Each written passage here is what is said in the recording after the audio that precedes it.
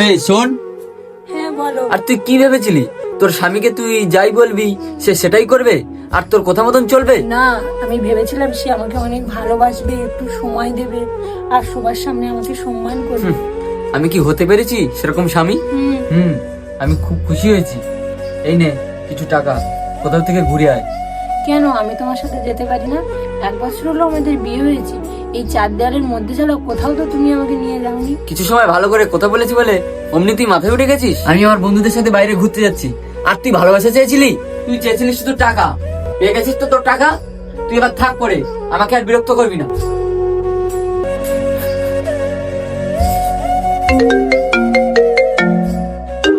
তুই কেন বুঝতে পারছি না? ও ছেলে ভারী বদমেজাজি, তোকে কখনোই সম্মান দেবে না। আরে মা, আজকাল টাকা যার আছে সম্মান তার আছে। তাহলে কি আমি ওদের সাথে পাকা কথা বলবো? আরে মা, দেরি করছো কেন? এখনই বলো।